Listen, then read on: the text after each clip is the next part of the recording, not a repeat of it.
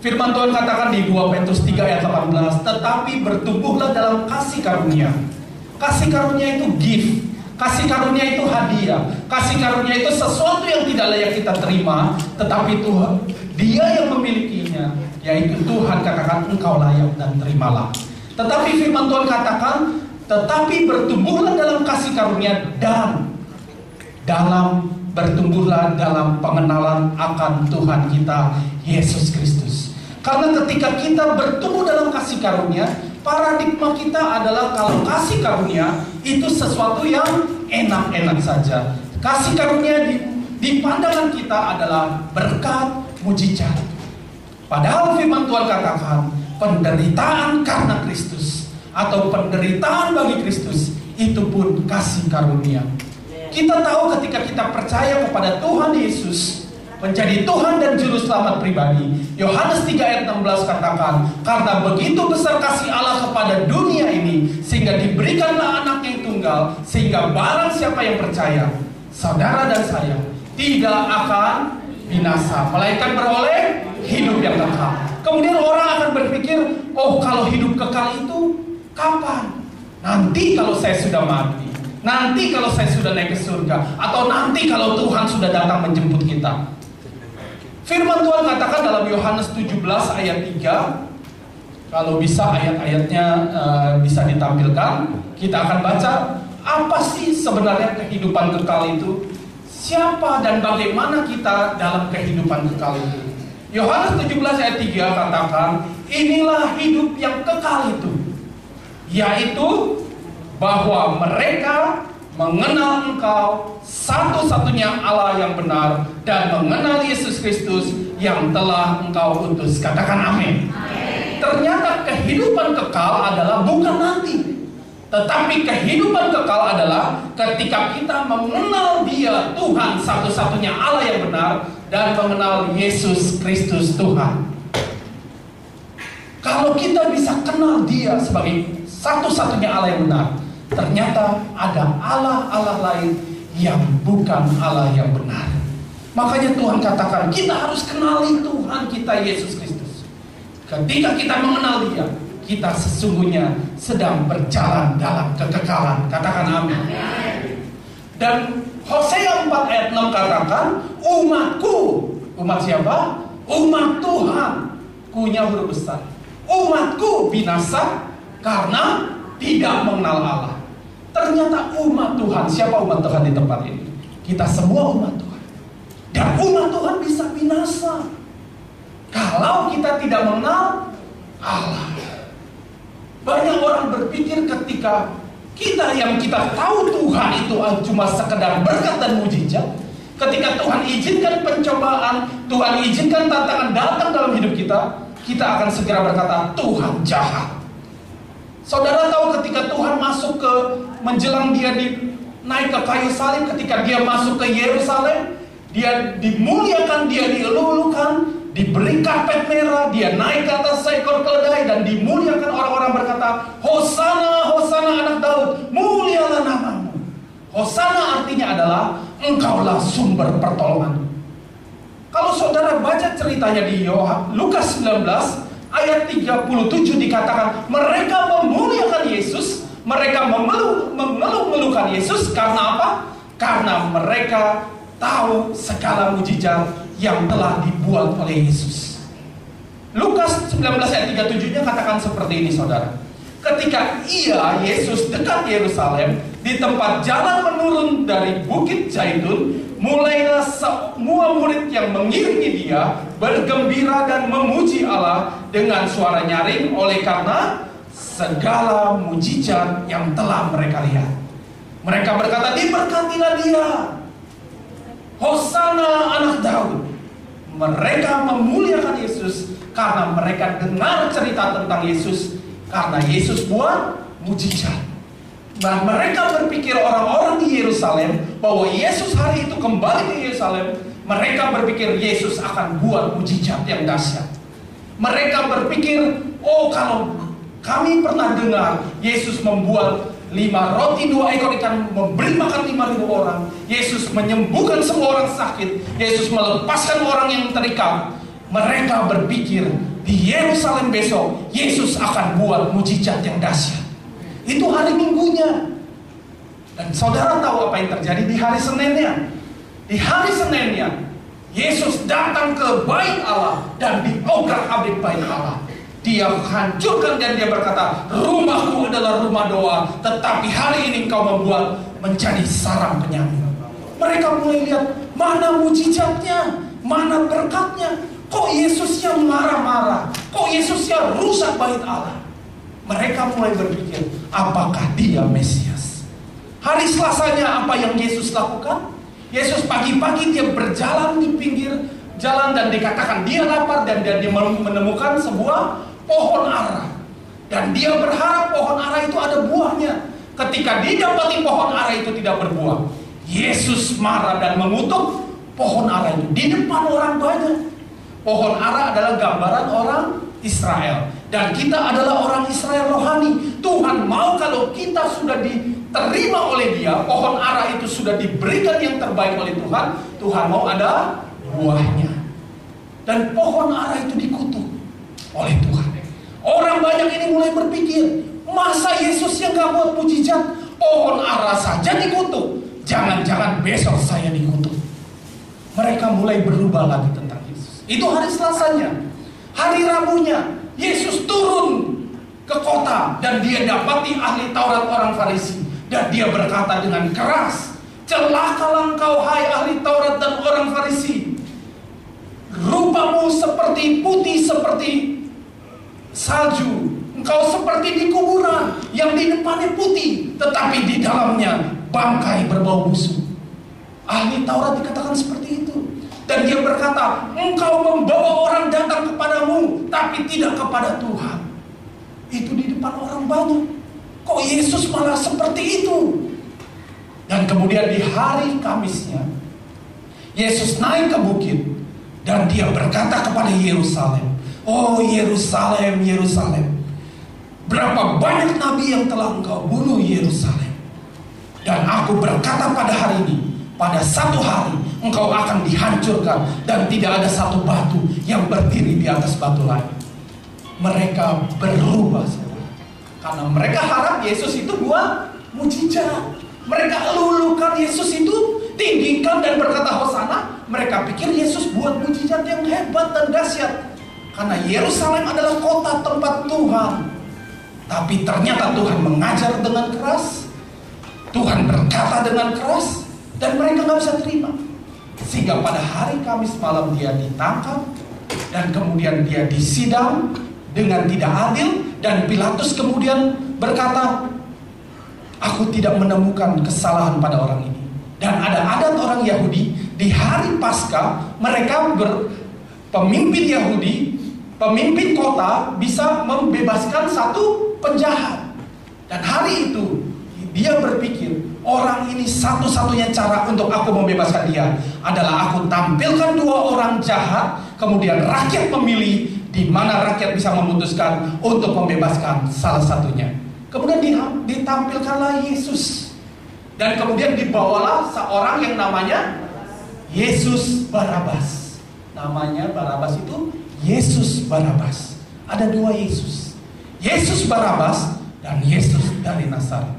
Yesus Barabas ini terkenal orang jahat, orang yang menganiaya, orang yang buat banyak kejahatan. Kemudian ditampilkan dan Pilatus berkata, kalian pilih satu di antara mereka. Orang yang sama yang pada hari Minggu berkata, hosana, hosana, mulialah namanya anak Daud. Hari itu dia berkata, bebaskan Barabas, bebaskan Barabas, salibkan Yesus. Itu orang yang sama. Kalau kita mengenal Tuhan Yesus, kalau hanya sebatas mujizat, kita ikut Tuhan Yesus hanya ingin dia buat mujizat, dia ingin berkati kita dengan berkat materi, kita motivasi kita ikut Yesus, mengeluh-elukan Tuhan di tempat ini, cuma sekedar dia buat mujizat dalam kehidupan saudara. Dan ketika Tuhan izinkan, dia katakan, tidak, belum waktunya aku memberkati engkau. Engkau lewati padang gurun bersama dengan aku, kau lewati lembah kekelaman bersama dengan aku. Kalau motivasi saudara adalah berkat dan mujizat, engkau bisa berkata, hari ini Hosana, Hosana. Berapa hari kemudian ketika orang menawarkan yang lain, menawarkan uang, menawarkan kesembuhan, tetapi dengan syarat ucapkan 2 kalimat syahadat, atau menawarkan sesuatu tetapi engkau pindah kepada agama, dan engkau akan berpikir, Yesus yang aku cari ternyata tidak bisa menyembuhkan aku, Yesus yang aku cari tidak bisa memberi aku uang, dan hari ini juga aku salibkan Yesus, aku pilih Barabas. Yang mengerti katakan amin. Makanya hari-hari ini ketika kita sedang merenungkan kematian dan kebangkitannya, terlalu penting kita mengenal siapa Yesus dalam hidup kita. Tema kita hari ini adalah bagaimana jika Yesus tidak dibangkitkan. Mari kita buka ayatnya, dan saya percaya kita akan kenal Yesus melalui kebenaran firman-Nya. Katakan amin. 1 Korintus 15, firman Tuhan berkata seperti ini. Kita baca mulai dari ayat yang ke-12 sampai dengan ayat yang ke-19. Saudara yang terkasih, baca ayat yang ke-13, nanti di ayat yang ke-19 kita baca bersama-sama. Demikian firman Tuhan. Jadi, bagaimana kami beritakan bahwa Kristus dibangkitkan dari antara orang mati? Bagaimana mungkin ada di antara kamu yang mengatakan bahwa tidak ada kebangkitan orang mati? 13.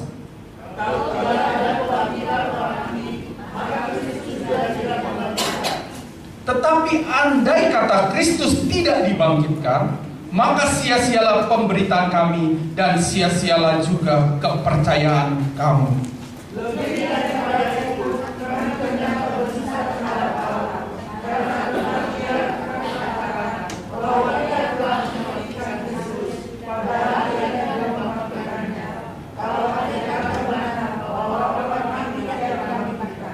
Sebab jika benar orang mati tidak dibangkitkan, maka Kristus juga tidak dibangkitkan. Dan jika Kristus tidak dibangkitkan, maka sia-sialah percaya kamu, dan kamu masih hidup dalam dosa. Demikianlah binasa juga orang-orang yang mati dalam Kristus. 19.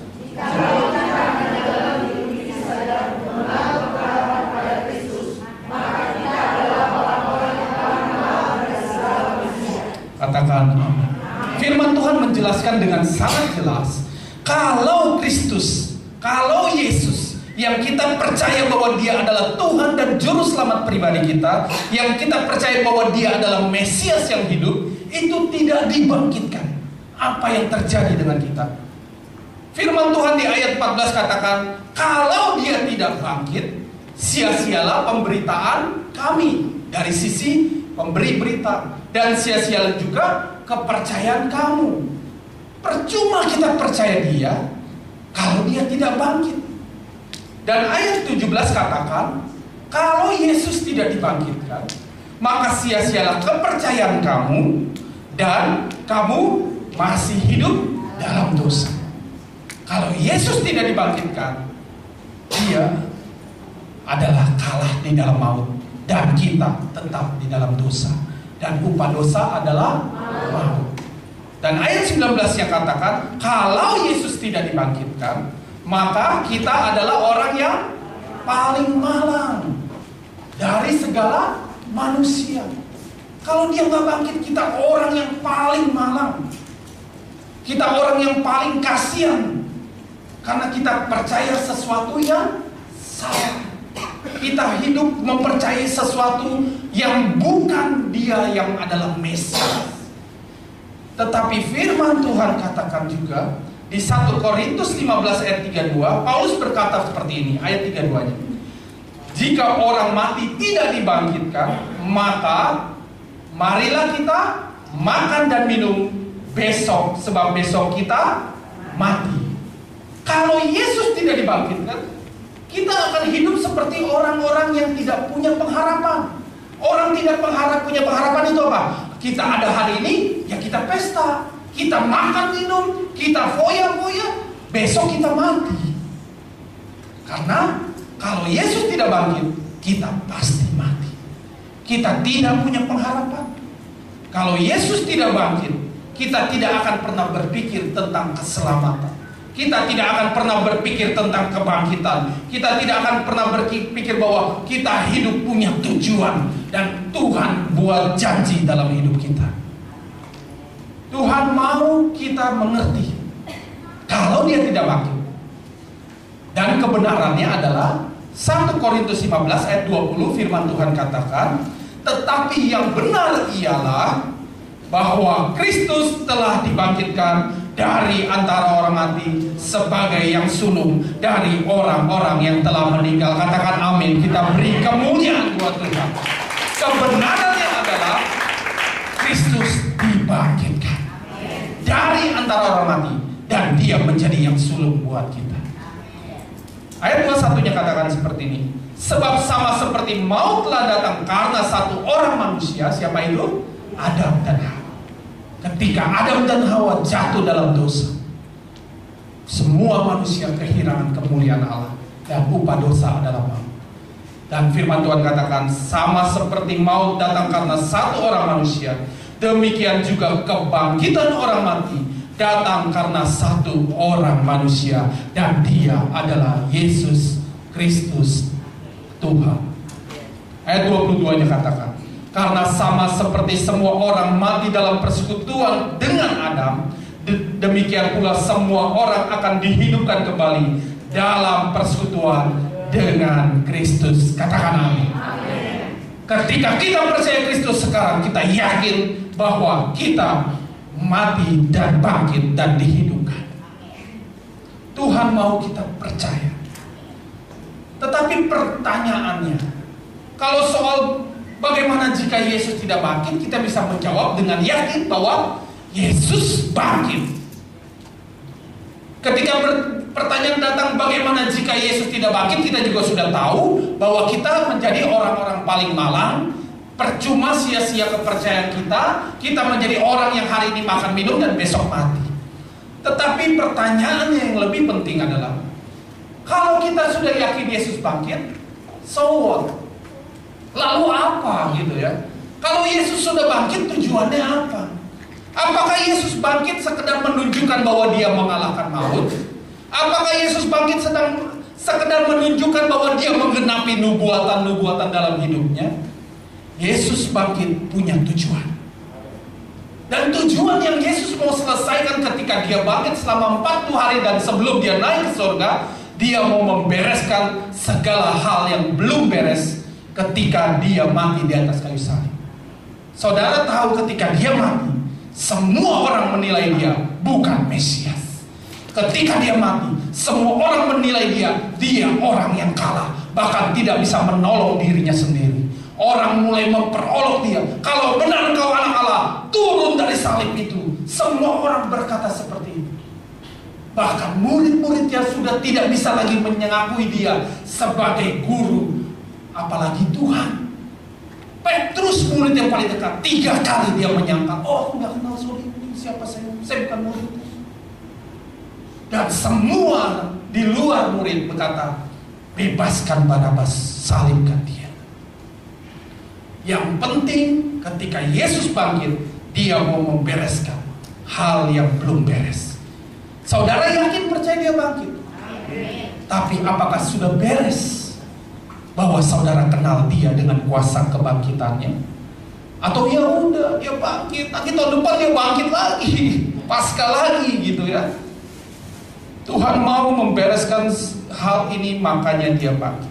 Nah, kita baca sekarang, kita belajar keadaan murid-murid ketika Yesus disalibkan dan mati.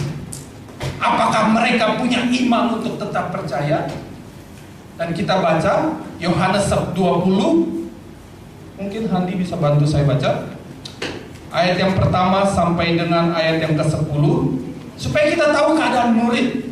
Apa yang mereka rasakan, apa yang mereka percayai, apa yang mereka ada di dalam hati mereka ketika mereka tahu dan Yesus mati dan Yesus masuk ke kubur.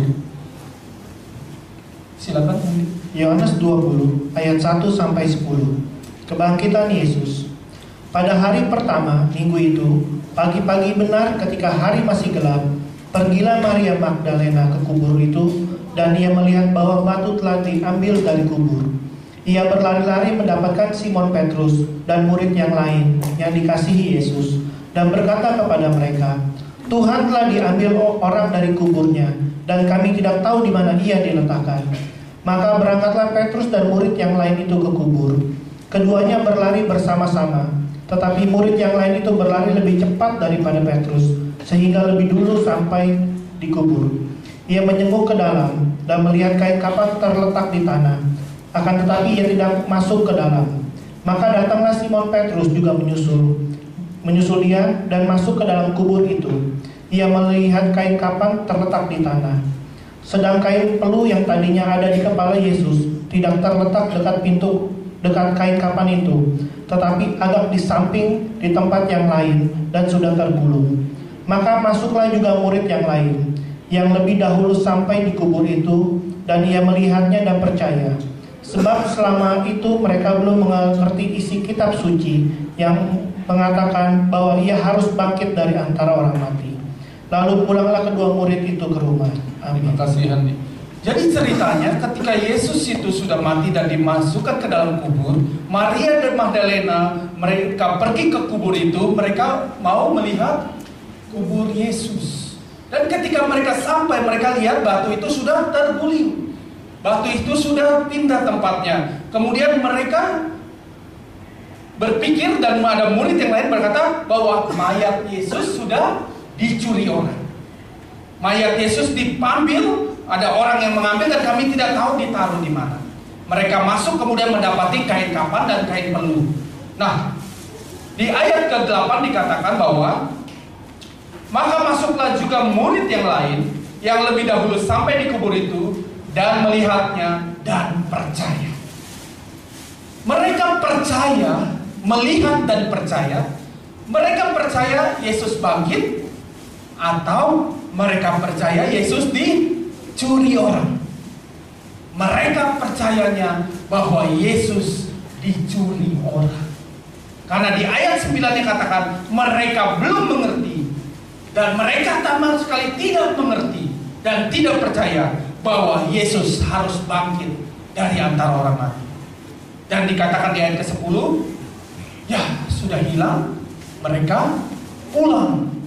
Keadaan murid-murid sama sekali tidak percaya bahwa Yesus dibangkitkan. Padahal sebelum hari itu, Yesus berkali-kali berkata bahwa dia harus mati, dan pada hari yang ketiga dia akan dibangkitkan. Ketika murid melihat, Maria melihat fisik daripada kubur dan melihat batu yang terguling dan Yesus tidak ada, mereka tidak bisa lagi percaya bahwa Yesus bangkit. Percaya mereka adalah Yesusnya hilang, dicuri orang. Dan kalau kita baca lebih jelas lagi di Lukas 24 ayat yang ke-9 sampai 12, saya mau bacakan Lukas 24 ayat 9. Dan setelah mereka kembali dari kubur, mereka menceritakan semuanya itu kepada 11 murid dan kepada semua orang yang lain. Jadi mereka yang melihat kejadian itu pergi dan kemudian mendapati murid-murid yang lain. Ayat 10, perempuan-perempuan itu ialah Maria dari Magdala dan Yohana dan Maria ibu Yakobus, dan perempuan-perempuan lain juga yang bersama-sama dengan mereka memberitahukan kepada rasul-rasul. Jadi mereka ceritain apa yang mereka lihat. Ayat 11, tetapi bagi mereka, siapa mereka? Rasul-rasul. Siapa mereka? 11 murid. Nah, baca. Tetapi bagi mereka perkataan-perkataan itu seakan-akan omong kosong, dan mereka tidak percaya kepada perempuan-perempuan. Bayangkan, ini murid saudara, ini rasul, selamanya 3,5 tahun bersama-sama dengan Yesus. Mereka lihat apa yang Yesus lakukan buat mujizat. Mereka bersama-sama setiap hari makan bersama Yesus. Mereka terima pengajaran, dan Yesus juga berpesan bahwa dia harus mati dan bangkit hari ketiga. Tetapi ketika harinya itu tiba dan dapat berita bahwa Yesus tidak ada, mayat Yesus hilang, mereka anggap itu adalah omong kosong. Saudara hari ini percaya firman, ya kan? Saudara hidup oleh firman. Tetapi ketika kenyataan yang saudara saudara jalani berbeda dengan firman. Kalau saudara tidak kenal Yesus dan kuasa kebangkitannya dengan benar, saudara akan bilang firman itu omong kosong dan tidak percaya. Makanya Yesus bangkit mau membereskan ini. Bagaimana amanat agung, pergilah dan jadikan semua bangsa muridku dan baptislah mereka dalam nama Bapa dan Anak dan Roh Kudus. Kalau mereka sendiri tidak percaya, bagaimana saudara mau keluar dari tempat ini hidup di dalam kehidupan saudara menjadi saksi Kristus yang penuh dengan kuasa kalau saudara sendiri belum percaya? Mengenal Yesus itu penting. Dan di ayat 12 yang katakan, sungguh pun demikian, Petrus bangun, lalu cepat-cepat pergi ke kubur itu. Ketika ia menjenguk ke dalam, ia melihat hanya kain kapan saja. Lalu ia pergi. Ia bertanya dalam hatinya, apa yang kiranya telah terjadi. Bayangkan, Petrus saja, ketika dia dengar itu, dia penasaran, dia datangi dan lihat memang kosong, cuma ada kain kapan. Terus ngapain? Pulang, saudara. Tidak ada sukacita bahwa dia percaya Yesus bangkit. Dia pulang dan bingung, mana Tuhan saya? Dan ini yang membuat Yesus bangkit. Ini yang membuat Yesus harus menampakkan diri. Ini yang membuat Yesus harus membereskan hal yang belum beres dengan murid-murid. Karena Yesus punya tujuan untuk menjadikan semua bangsa muridku. Nah, kita sekarang lihat dengan cepat apa yang Yesus lakukan supaya semua hal yang tidak beres ini, bagaimana berita tentang Kristus, berita tentang kebangkitannya bisa menjadi berkat bagi banyak orang. Kalau orang-orang yang paling dekat, murid-murid saja, keadaan mereka hari itu adalah tidak percaya, kebangkitan berita kosong, omong kosong, mereka pulang dan mereka bingung. Nah, kita lihat apa yang dilakukan oleh Yesus ketika dia bangkit. Kita buka sekarang Yohanes 20 ayat 11 sampai dengan 18. Firman Tuhan katakan, Yesus menampakkan diri kepada Maria Magdalena. Pak Hadi boleh bantu saya, Yohanes 20 ayat 11 sampai 18. 11 sampai 18. Yesus menampakkan diri kepada Maria Magdalena. Tetapi Maria berdiri di dekat kubur itu dan menangis. Sambil menangis, ia menyenguk ke dalam kubur itu. Dan tampaklah olehnya dua orang malaikat berpakaian putih, yang seorang duduk di sebelah kepala dan yang lain di sebelah kaki di tempat mayat Yesus terbaring. Kata malaikat-malaikat itu kepadanya, "Ibu, mengapa engkau menangis?" Jawab Maria kepada mereka, "Tuhanku telah diambil orang, dan aku tidak tahu di mana ia diletakkan." Sesudah berkata demikian, ia menoleh ke belakang dan melihat Yesus berdiri di situ. Tetapi ia tidak tahu bahwa itu adalah Yesus. Kata Yesus kepadanya, "Ibu, mengapa engkau menangis? Siapakah yang kau cari?" Maria menyangka orang itu adalah penunggu taman. Lalu berkata kepadanya, "Tuhan, jikalau Tuhan yang mengambil dia, katakanlah kepadaku di mana Tuhan meletakkan dia, supaya aku dapat mengambilnya." Kata Yesus kepadanya, "Maria." Maria berpaling dan berkata kepadanya dalam bahasa Ibrani, "Rabuni," artinya guru. Kata Yesus kepadanya, "Janganlah engkau memegang aku, sebab aku belum pergi kepada Bapa. Tetapi pergilah kepada saudara-saudaraku dan katakanlah kepada mereka bahwa sekarang aku akan pergi kepada Bapakku dan Bapamu, kepada Allahku dan Allahmu." Maria Magdalena pergi dan berkata kepada murid-murid, "Aku telah melihat Tuhan," dan juga bahwa ia mengatakan hal itu kepadanya. Amin. Amin. Peristiwa yang pertama ketika Yesus bangkit, dia mendapati Maria Magdalena. Ketika Maria Magdalena masuk ke dalam kubur dan berjumpa dengan malaikat, dia tahu itu malaikat. Kemudian dia katakan bahwa Yesusku, Tuhanku sudah diambil orang dan aku tidak tahu. Tiba-tiba Yesus hadir di tempat dia, di depan dia, dan dikatakan dia tidak kenal, dia tidak tahu itu Yesus. Kemudian dikatakan bahwa Yesus bertanya, "Ibu, mengapa kau menangis?"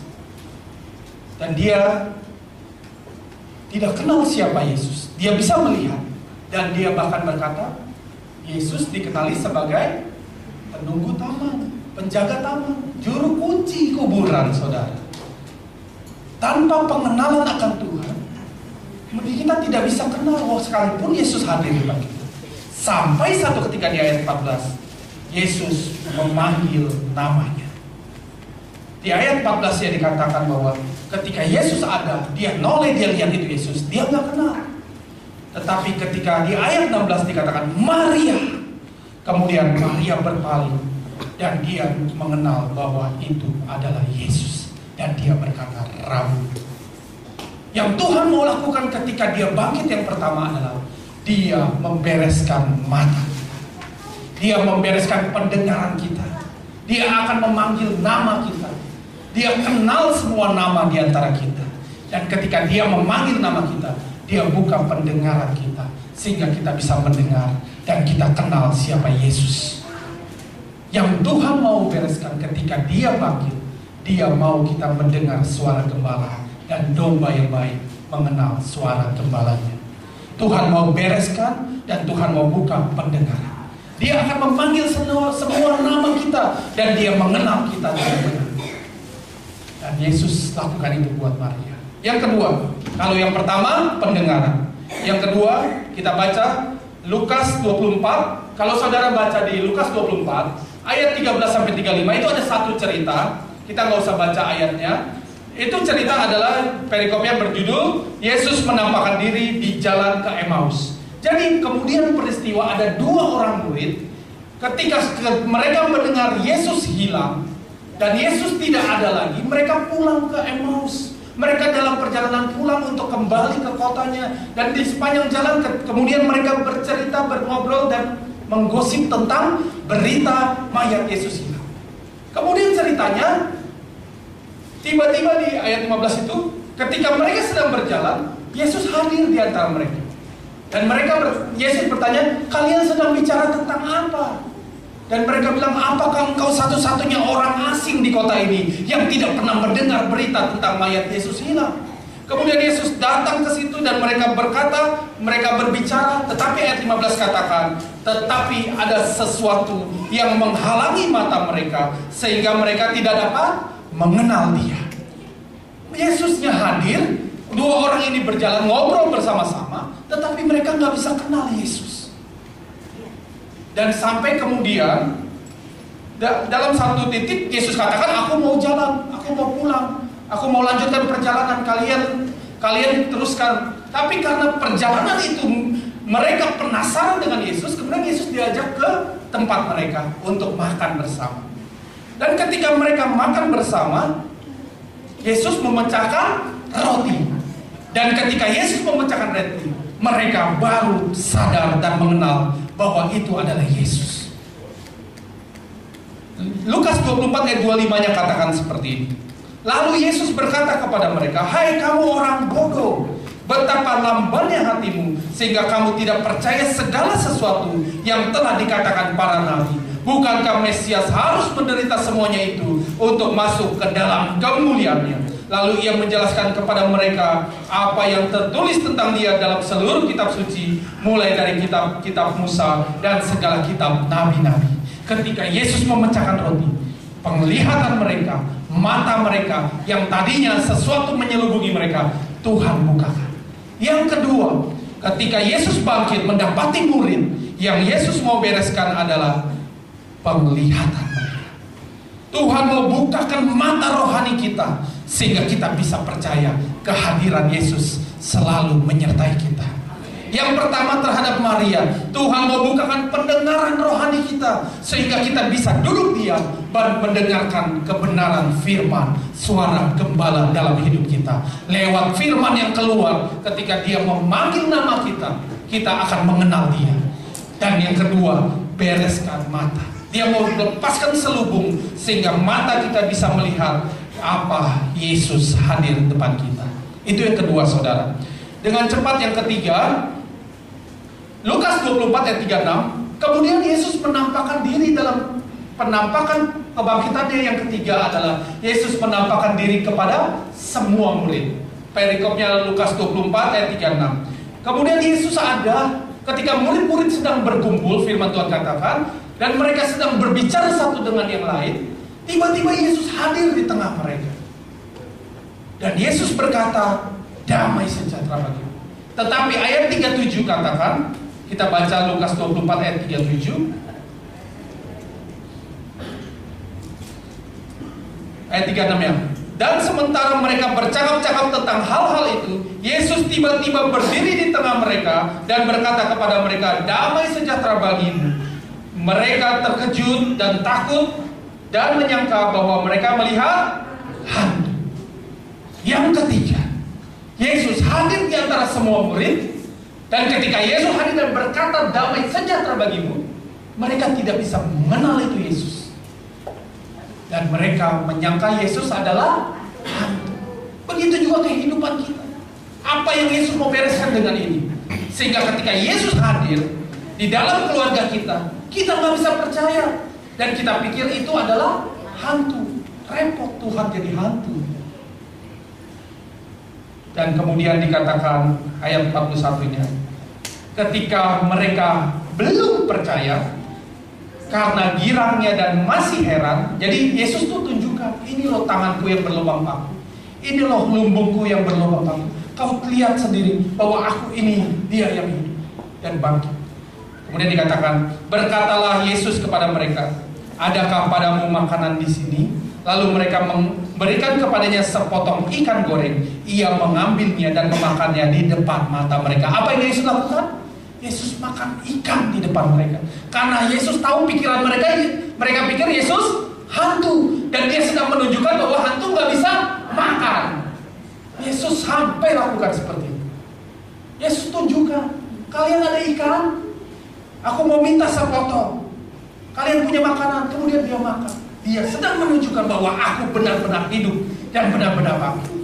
Mereka girang ada Yesus, tapi girang karena tidak percaya. Kemudian dikatakan di ayat 45, kita baca ayat 45.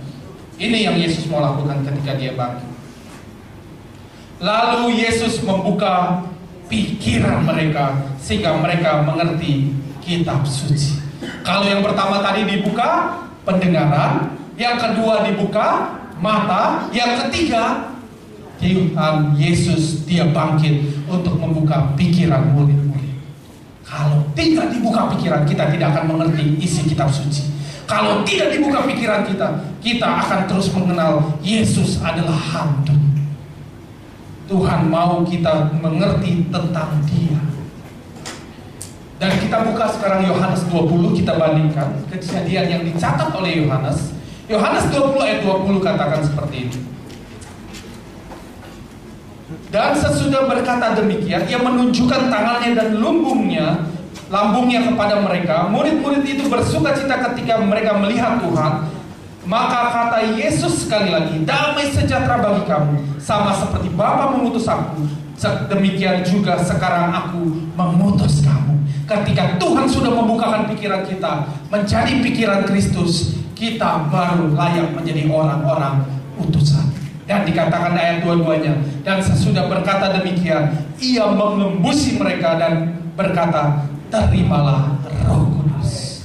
Saudara, Tuhan katakan, untuk engkau diutus, engkau perlu namanya Roh Kudus. Roh yang akan menolong, roh yang akan menghibur, roh yang akan menasehati. Tetapi itu semua baru bisa kita terima kalau kita dipenuhi oleh pikiran Kristus. Menerima Roh Kudus tidak bisa pakai pikiran manusia. Menerima Roh Kudus tidak bisa pakai logika manusia. Tetapi kita harus dipenuhi oleh pikiran Kristus. Filipi 2 ayat 5 katakan, biarlah pikiran Kristus itu ada dalam hidup kita. Jadi sudah 3 yang Yesus lakukan. Membuka pendengaran, membuka mata, dan membuka pikiran. Sekarang kita lihat apa yang Yesus lakukan yang keempat. Yohanes 20 ayat 24 perikop berjudul Yesus menampakkan diri kepada Thomas. Ternyata dalam penampakan Yesus yang ketiga kepada semua murid, ada satu murid yang gak hadir, saudara. Dan dia namanya Thomas.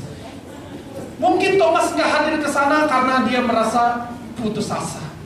Mungkin Thomas berpikir, untuk apa aku ngumpul-ngumpul lagi dengan mereka? Toh Yesusnya sudah mati dan dia tidak bangkit. Dan Thomas memutuskan untuk tidak hadir. Dan ketika murid berkata, aku melihat Tuhan, Thomas berkata, sebelum aku melihat bekas paku pada tangannya, dan sebelum aku mencucukkan jariku ke dalam bekas paku itu, dan mencucukkan tanganku ke dalam lambungnya, sekali-kali aku tidak akan percaya. Yesus hadir yang keempat kali untuk satu orang yang namanya Thomas. Dan kemudian 8 hari kemudian firman Tuhan katakan, ketika murid ngumpul lagi, dan kali itu ada Thomas. Kenapa Thomas kali itu ada? Dia penasaran, saudara. Karena yang pertama dia nggak hadir, semua murid hadir dan melihat Yesus dan membuktikan Yesus hidup. Sekarang Thomas katakan, oke lah, dalam pertemuan minggu yang akan datang, ibadah yang akan datang, ya kan 8 hari kemudian, aku hadir. Dan ketika itu hadir, Tuhan menampakkan diri lagi. Tuhan menampakkan diri khusus kepada Thomas. Kemudian Yohanes 20 ayat 27 katakan, kemudian ia berkata kepada Thomas, taruhlah jarimu di sini dan lihatlah tanganku, ulurkanlah tanganmu dan cucukkanlah ke dalam lambungku, dan jangan engkau tidak percaya lagi, melainkan percaya. Yesus hadir untuk satu orang. Kalau saudara ikut Tuhan hari ini, menit ini, detik ini, masih belum percaya Tuhan, percayalah hari-hari ini Tuhan akan hadir spesial kepada saudara. Dia akan memberikan dirinya untuk saudara buktikan bahwa dia hidup. Dan dikatakan ayat 28, Thomas menjawab dia, ya Tuhanku dan Allah. Thomas percaya, dia terbukti bahwa Yesus hadir. Dan jawab Yesus adalah, karena engkau telah melihat aku, maka engkau percaya. Berbahagialah mereka yang tidak melihat, namun percaya. Saudara dan saya mungkin sampai hari ini belum pernah berjumpa dengan Yesus, belum pernah mencucukkan jarimu, belum pernah memasukkan tanganmu ke lambungnya.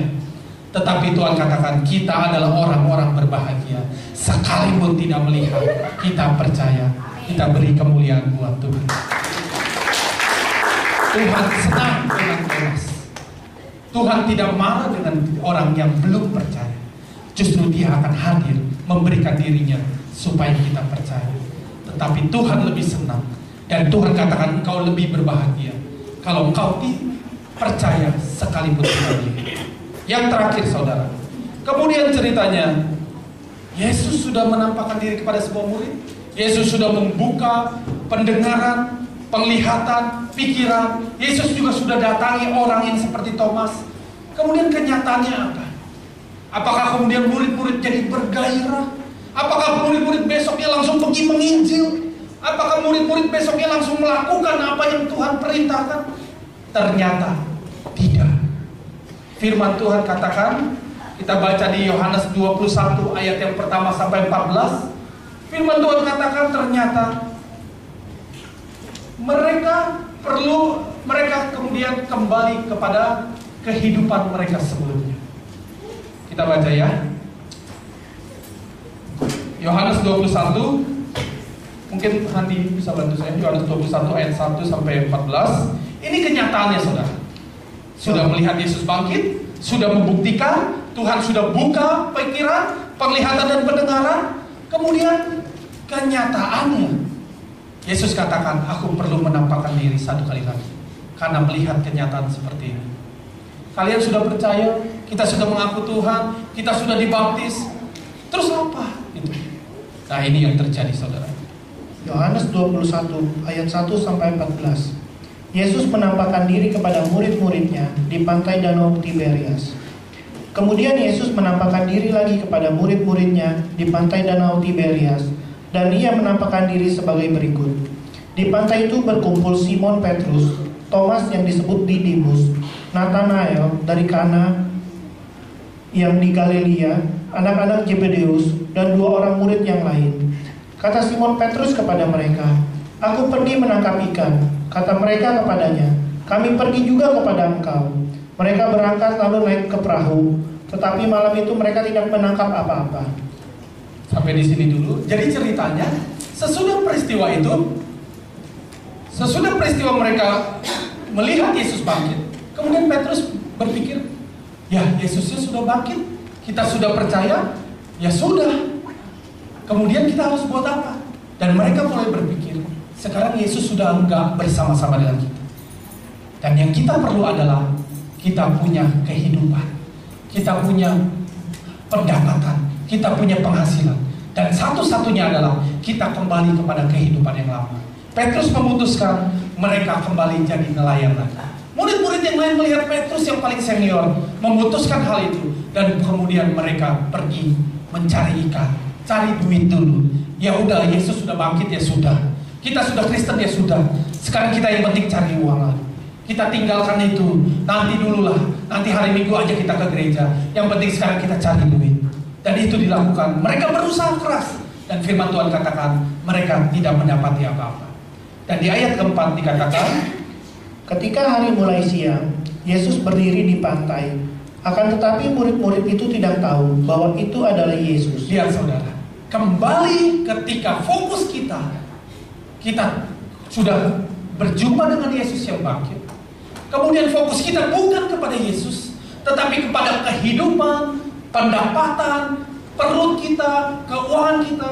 Dan ketika kita berusaha keras dan tidak dapat apa-apa, Yesusnya datang dan hadir, kembali tidak mengenal Yesus. Gak bisa lagi. Ini yang terjadi. Kita baca ayat yang kelima. Kata Yesus kepada mereka, "Hai anak-anak, adakah kamu mempunyai lauk pauk?" Jawab mereka, "Tidak ada." Maka kata Yesus kepada mereka, "Tebarkanlah jalamu di sebelah kanan perahu, maka akan kamu peroleh." Lalu mereka mendebarkannya, dan mereka tidak dapat menariknya lagi karena banyaknya ikan. Jadi kemudian Yesus tanya kepada mereka, "Hai anak-anak, adakah lauk pauk yang kau sedang cari di sana? Dapat gak ikannya?" Mereka bilang gak punya. Tapi kemudian Yesus suruh tebar jala ke sebelah kanan. Ini menyalahi aturan daripada nelayan. Buat nelayan, untuk tebar jala itu yang benar adalah ke kiri. Tapi Yesus lakukan hal itu. Mereka cuma pikir, ya sudah, sepanjang malam kita sudah lakukan ke kiri, gak dapat apa-apa. Tiba-tiba ada orang yang di tepi pantai dan sok tahu, kemudian disuruh tebar ke kanan, mereka ikutin. Dan ketika dilakukan, ternyata mereka dapat ikan yang sangat banyak sampai mereka tidak sanggup menariknya. Ayat 7 katakan, maka murid yang dikasihi Yesus itu berkata kepada Petrus, "Itu Tuhan." Ketika Petrus mendengar bahwa itu adalah Tuhan, maka ia mengenakan pakaiannya, sebab ia tidak berpakaian, lalu terjun ke dalam danau. Ketika mereka fokus mereka mendengar suara itu, mereka lihat perbuatan Tuhan yang ajaib. Kemudian Yohanes murid yang dikasihi dan Petrus terbuka dan dia tahu itu Tuhan. Saudara, Tuhan hadir, dia menunjukkan tanda dan mujizatnya. Ayat 8 katakan, murid-murid yang lain datang dengan perahu karena mereka tidak jauh dari darat, hanya kira-kira 200 hasta saja, dan mereka menghela jala yang penuh ikan itu. Ayat 9. Ketika mereka tiba di darat, mereka melihat api arang dan di atasnya ikan dan roti. Ternyata saudara, perahu mereka sekarang bawa begitu banyak ikan. Dan ketika mereka hadir, tiba di pantai, mereka mendapati Yesus dengan lagi buat barbecue, saudara. Di situ dikatakan ada api arang, di atasnya ada roti dan ikan. Yesus katakan, engkau berjuang, kau dapati karena ikut firman-Ku. Aku berfirman, tebarkan jala ke kanan, dan engkau lakukan itu dengan ketaatan, engkau akan dapat berkat melimpah. Tetapi hidup dengan aku bukan tentang berkat, karena aku adalah Tuhan yang menyediakan. Aku adalah Jehovah Jireh.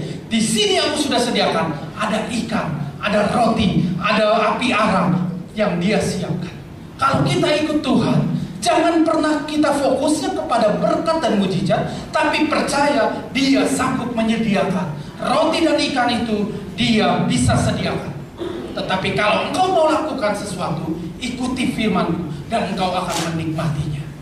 Dan kemudian di ayat yang ke-10, ini luar biasanya Tuhan kita. Kata Yesus kepada mereka, bawalah beberapa ikan yang baru kamu tangkap itu. Simon Petrus naik ke perahu, lalu menghela jala itu ke darat, penuh dengan ikan-ikan besar, 153 ekor banyaknya. Dan sungguh pun sebanyak itu, jala itu tidak koyak. Yesus, Dia sudah punya ikan, Dia sudah punya roti. Tetapi ketika dia melihat orang-orang yang bekerja, kita hidup ikut Tuhan harus bekerja. Dan ketika dia lihat orang bekerja dengan ketaatan, dengan mengikuti firman, Tuhan juga bilang, bawa ikan-ikan kamu, ayo nikmati bersama-sama. Tuhan mau apa yang kita hasilkan, Tuhan juga mau menikmatinya bersama. Apa yang dia sediakan itu cukup buat kita. Tetapi dia mau kita bekerja dengan berdasarkan firman. Dan ketika kita diberkati, Tuhan juga bergembira dan mau menikmatinya bersama-sama dengan kita. Ayat 12. Kata Yesus kepada mereka, marilah dan sarapanlah. Tidak ada di antara murid-murid itu yang berani bertanya kepadanya, siapakah engkau? Sebab mereka tahu bahwa Ia adalah Tuhan. 13. Yesus maju ke depan, mengambil roti dan memberikannya kepada mereka. Demikian juga ikan itu. Tuhan melayani murid-murid. Ketika mereka sudah siap, siapa yang akan masak? Marilah, makanlah, sarapanlah. Kemudian Yesus bagikan satu-satu buat mereka. Dia datang untuk melayani, bukan dilayani. Ketika kita tahu Tuhan dan kita kenal Dia sebagai Tuhan, kita tidak perlu harus khawatir dengan kehidupan kita. Ikut Yesus, percaya Yesus, kenal Yesus. Dia akan menyediakan apa yang kita perlukan. Kalau kita bekerja berdasarkan firman, ikuti perintahnya, dan Dia akan menikmati bersama dengan kita. Dia akan menyediakan dan Dia akan melayani kita, dan Dia akan memberikan kita makan. Baru sesudah itu Dia sampaikan amanat agung, dan Dia berkata, kepadaku telah diberikan segala kuasa di sorga dan di bumi. Karena itu pergilah, jadikanlah semua bangsa muridku, dan baptislah mereka dalam nama Bapa dan Anak dan Roh Kudus, dan ajarlah kepada mereka segala sesuatu yang telah kuperintahkan kepadamu. Dan ketahuilah, aku menyertai kamu sampai pada akhir zaman. Tuhan mempersiapkan ketika Dia bangkit, bereskan semua ketidakpercayaan, bereskan semua ketidakpengenalan. Tapi ketika Dia hadir dengan kuasa kebangkitannya, murid berubah, dan Dia lepaskan perintah. Dan perintah amanah agung bukan tugas pendeta, bukan tugas gembala, tapi tugas semua kita orang percaya yang sudah menerima kuasa kebangkitannya. Kita pulang dari tempat ini, kita percaya pendengaran kita dibuka, firman itu dapat masuk, dan kita kenal Dia Tuhan. Kita pulang dari tempat ini, selubung yang menyelubungi mata kita, yang tidak bisa melihat Tuhan, itu dibukakan, dan kita akan berjalan dengan matanya Tuhan. Dan terlebih pikiran kita akan dipenuhi oleh pikiran Kristus. Kita bisa mengerti kebenaran firman. Dan kalaupun kita pulang dari tempat ini, kita tidak lagi khawatir, karena Dia sanggup menyediakan roti dan ikan. Dia sanggup untuk menyediakan yang kita perlukan. Dan kalau saudara bekerja, ikuti perintahnya, ikuti firman-Nya, dan Dia akan buat itu berkelimpahan. Dan setelah itu kita akan bersaksi, menjadikan semua bangsa murid.